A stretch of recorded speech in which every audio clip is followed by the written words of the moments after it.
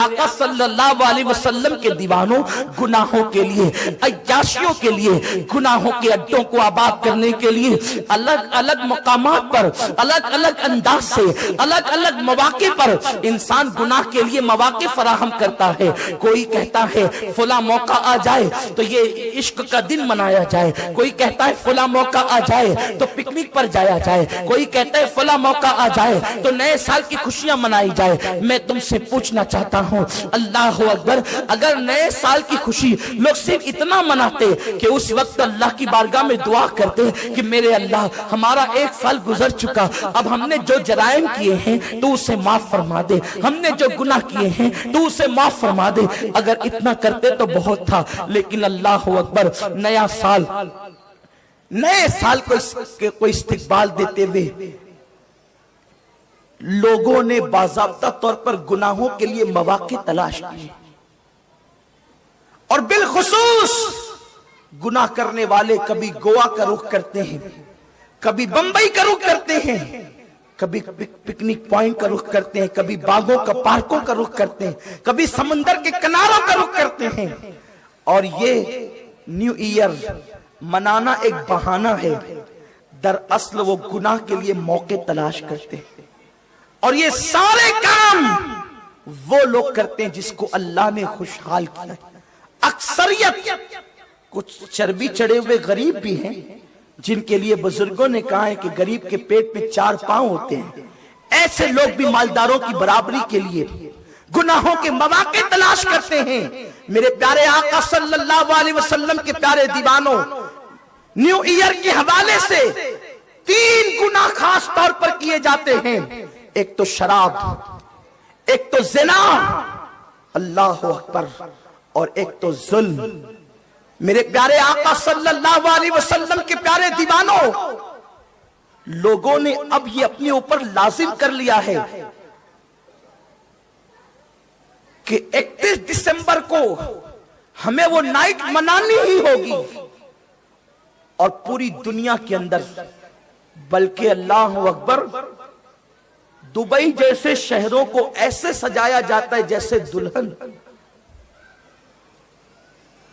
نام نہاد اسلامی ممالک کہلانے والے بھی اس نحوست میں مبتلا ہیں۔ شراب، شباب، موسیقی، میوزک، گانے، یہ ساری نحوست، اگر دنیا کی دوسری قومیں اس لعنت میں مبتلا ہے تو ہمیں تعجب نہیں، اس لیے کہ جن کے پاس قانون ہی نہ ہو، جن کے پاس دستور ہی نہ ہو، اگر وہ یہ ساری برائیاں کریں تو تعجب کی بات نہیں، کیونکہ جن کے ہاتھ کٹے ہوں، جن کی آنکھیں اندھی ہو، جن کے کان بہرے ہوں، اگر وہ یہ ساری لعنتوں میں ڈوبے کوئی تعجب نہیں۔ لیکن جس کے پاس رحمت للعالمین کا قانون موجود ہو، جس کے پاس قرآن جیسی کتاب موجود ہو، جس کے پاس احادیث مصطفیٰ جیسی اللہ اکبر عظیم نعمتیں موجود ہو، وہ قوم بھی دوسروں کو دیکھتے ہوئے، مشرکین کو دیکھتے ہوئے، کافروں کو دیکھتے ہوئے، عیسائی اور یہودیوں کو دیکھتے ہوئے وہ ساری لعنت میں مبتلا ہو جائیں تو اللہ اکبر ان کا حال کیا ہوگا۔ اے میری قوم کے جوانوں، جوانی عیاشی کے لیے اللہ نے نہیں دی ہے، یہ جوانی کے قیمتی لمحات صرف 16-17 سال تک آپ کے پاس رہیں گے۔ 15 سال سے جوانی کا آغاز ہوتا ہے اور 35 سال تک کے جوانی رہتی ہے، اور اس کے بعد پھر انسان بڑھاپے کی طرف ڈھلتا چلا جاتا ہے۔ میرا اللہ فرماتا ہے وَالتِّينِ وَالزَّيْتُونِ وَطُورِ سِينِينَ وَهَٰذَا الْبَلَدِ الْأَمِينَ۔ اللہ نے 4 قسمیں اٹھائی اور جوانی کی اہمیت کو بتایا۔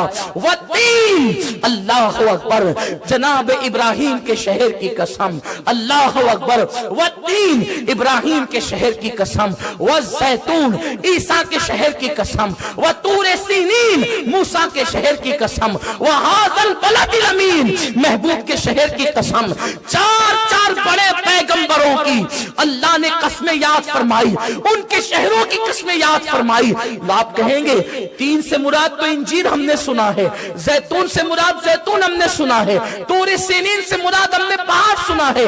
हम कहते हैं आखिर इंजील इतनी कीमती कैसे हो गई कि खुदा उसकी कस्में उठाने लगे। दरअसल बात यह है कि अल्लाह रब्बुल इज्जत के कलाम का अंदाज ही जुदा है। मेरा अल्लाह वो कलाम करता है कि हर दौर में लोग हैरत ज़दा हैं। दरअसल ऐसा होता है कि जब ताजमहल का नाम आता है तो लोग ताजमहल कहकर आगरा मुराद लेते हैं, इसलिए कि ताजमहल से आगरा की पहचान है। इसी तरह से शहर के एतबार से शहर कभी कभी नाम नहीं लिया जाता, लेकिन जैसे ही उसकी कोई मशहूर चीज का नाम लिया जाता है उस शहर का तसव्वुर आ जाता है। जैसे लाल किला हो या जामा मस्जिद हो, आप फौरन दिल्ली की तरफ रुजू करेंगे। ताजमहल की बात आए आप आगरा की तरफ रुजू करेंगे। भूल भुलैया की बात आए तो आप अल्लाह अकबर लखनऊ का तसव्वुर करेंगे। यानी शहर मशहूर होते हैं मेरे आका अलैहिस्सलाम के दीवानों। और जब गुंबदे खजरा का नाम लिया जाए तो फौरन मदीने मुनव्वरा का तसव्वुर आता है। तो आशिया से शहर पहचाने जाते हैं। जिस जमीन पर इब्राहिम अलैहिस्सलाम की विलादत हुई वहां की अंजीर मशहूर है। जिस जमीन पर जनाब ईसा की विलादत हुई वहां का जैतून मशहूर है। जो जमीन जनाब मूसा की थी वहां का पहाड़ मशहूर है। अब मेरा अल्लाह अपने नबियों के शहर की कसम याद करता है। इब्राहिम के शहर की कसम, ईसा के शहर की कसम, मूसा के शहर की कसम, वहाज़ल बलदिल अमीन महबूब तेरे शहर की कसम। ये चार कस्में अल्लाह अकबर चार कस्में उठाई गई। अल्लाह बगैर कसम के भी कहता तो ईमान वालों के लिए वो हर्फ आखिर है, लेकिन अल्लाह अकबर एक कसम नहीं चार कस्में। और उसके बाद फिर जवानी की अहमियत बताई गई। लक़द ख़लक़नल इंसाना फ़ी अहसनि तक़वीम, हमने इंसान को खूबसूरत बनाया। मुफस्सिरीन फरमाते हैं ये खूबसूरती जवानी पर दलालत करती है। खूबसूरत बनाया, जवानी को शबाब दिया, हुस्न दिया, लेकिन जब जवानी की कद्र न की गई, जवानी में इबादत न की गई, जवानी में मौला को मनाया न गया, जवानी में खुदा के कानून पे अमल न किया गया, तो मेरा अल्लाह फरमाता है अल्लाह अकबर लक़द ख़लक़नल इंसाना फ़ी अहसनि तक़वीम सुम्मा रददनाहु अस्फ़ला साफ़िलीन। जब जवानी की नाकदरी की गई तो हमने बुढ़ापे की बीमारियों में ढकेल दिया, बुढ़ापे के गड्ढे में ढकेल दिया। जो लोग जवानी को अय्याशियों में डुबा देते हैं उनका बुढ़ापा बड़ा दर्दनाक होता है, उनका बुढ़ापा बड़ा कर्बनाक होता है। उनके अंदर उनको बुढ़ापे में कस्म पुरसी, जिल्लत, रुसवाई बदतरीन उनकी जिंदगी होती है। उनकी जिंदगी मौत से बदतर होती है, क्योंकि उनके बच्चे ने उनको जवानी में शराब पीते देखा होगा, सिना के अड्डों पे जाता देखा होगा, ताश के पत्ते खेलते देखा होगा, बच्चों को सिस्कियां लेने पे मजबूर करता देखा होगा, माँ बाप की नाफरमानी करते देखा होगा।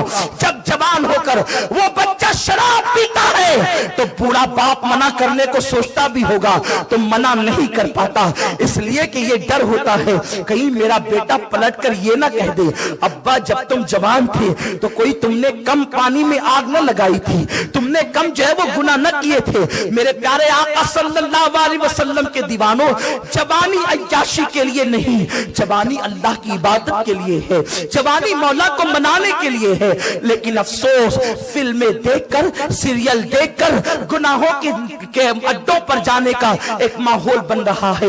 इंटरनेट देख करके गुनाहों की राहों को हमवार किया जा रहा है। मेरे प्यारे आका सल्लल्लाहु अलैहि वसल्लम के दीवानों, एक बात बहुत जिम्मेदारी से कह देना चाहता हूँ, गुनाहों का वबाल सिर्फ तुम्हारे सर पर नहीं, जिनके माँ बाप जराइम करते हैं उनकी नस्लों तक गुनाहों की नहुसत होती है। क्या तुम्हें नहीं पता? अल्लाह अकबर, इसी जमीन के ऊपर मुगल खानदानों ने अपनी जिंदगी को गुजारा। वो मुगल जिनको खुदा ने सदियों तक हुकूमत का अंदाज दिया, तैमूर से लेकर के औरंगजेब आलमगीर के बाद या जनाबे औरंगजेब सानी तक के, अल्लाह अकबर, या जनाबे बहादुर शाह जफर तक के, अगर आप तारीख उठा करके पढ़ें, इसमें नेक बादशाह भी हुए और मुजरिम भी हुए। लेकिन सुनो, जब अल्लाह ने मुगलों को हुकूमत दी तो अक्सर अय्याश थे मुगल, अक्सर अय्याश थे। उनकी अय्याशियों का आलम यह था, एक मुगल शहजादा एक लड़की को बगल में लेकर के बैठा था, اس داشتہ نے جس کے ساتھ اس کا نکاح بھی نہیں ہوا تھا، اس نے کہا تھا میری جان اے شہزادے، میں نے دنیا میں کسی کو مرتے ہوئے ابھی تک نہیں دیکھا ہے، کیا تم دکھا سکتے ہو کہ کوئی مرے؟ اس نے کہا جانے من بس اتنی سی بات ہے کہ تم مجھ سے مطالبہ کر رہی ہو کہ میں کسی کو مرتے ہوئے دکھاؤں، اگر تم نے مرتے ہوئے کسی کو نہیں دیکھا تو لو دیکھ لو۔ ایک غریب راستے سے گزر رہا تھا، بندوق تانی اور گولیاں چلا دی، اور وہ تڑپنے لگا تو دونوں ہنس کر ایک دوسرے سے کہتے لو اس طرح لوگ مرتے ہیں۔ پھر میرے اللہ نے ان کو کیا مزہ چکھایا، ماں باپ کی کیوں بھی نیکیاں اولاد کے آگے آتی ہے، ماں باپ کی نیکیوں کی برکت بھی اولاد کو ملتی ہے۔ کیا قرآن میں تم نے نہیں پڑھا سورۃ الکہف میں کہ یتیم بچوں کا مال دیوار میں دفن تھا، تو اللہ نے جناب خضر اور جناب موسیٰ کو حکم دیا کہ دیوار تعمیر کرو۔ کیوں؟ ان یتیم بچوں کی نیکی کیا تھی؟ کوئی نیکی نہیں تھی ان کی، وہ نیکی کے قابل بھی نہیں تھے، لیکن 11ویں پشتوں میں اوپر ان کا جو دادا تھا وہ بڑا نیک اور متقی تھا، تو 11ویں پشت کے دادا کی نیکی کی برکت ان یتیموں کو 11 پشتوں کے بعد یوں ملی کہ اللہ نے ان کی دیوار کو تعمیر کرنے کے لیے، ان کے خزانے کو بچانے کے لیے 2 نبیوں کا انتخاب فرمایا۔ کیا نبی کا کام ہوتا ہے گارا اٹھانا؟ کیا نبی کا کام ہوتا ہے دیوار بنانا؟ لیکن خدا بتا رہا ہے کہ 11ویں پشت کا دادا نیکی کرے تو اس کی نیکی کی برکتیں 11ویں پشت کی اولاد تک کے پہنچتی ہے۔ اللہ اکبر! ماں باپ نیکی کرے اس کی برکت اولاد کو نسلوں کو ملتی ہے، لیکن ماں باپ عیاشی کریں ان گناہوں کی نحوست بھی اولاد کو ملتی ہے۔ لوگ جب پریشان ہوتے ہیں، لوگ جب مصیبت زدہ ہوتے ہیں، کہتے ہیں پتہ نہیں مجھ سے کیا غلطی ہوئی یہ مصیبت آ رہی ہے۔ کبھی تیری غلطیاں اور تیری نہیں تو تیرے باپ دادا کی غلطیاں تیرے لیے مصیبت کا ذریعہ ہوتی ہے۔ آج لوگ اتنی محنت کر رہے ہیں، آج لوگ اتنی مشقت کر رہے ہیں، نہ رات دیکھتے ہیں نہ دن دیکھتے ہیں، نہ صبح دیکھتے ہیں نہ شام دیکھتے ہیں، نہ سردی دیکھتے ہیں نہ گرمی دیکھتے ہیں، نہ بارش دیکھتے ہیں، موسم کی پرواہ کیے بغیر، جان کی پرواہ کیے بغیر ہر آدمی مال کما رہا ہے۔ میرے بچوں کا مستقبل سمر جائے، سن لو، بچوں کا مستقبل صرف مال سے نہیں سورے گا۔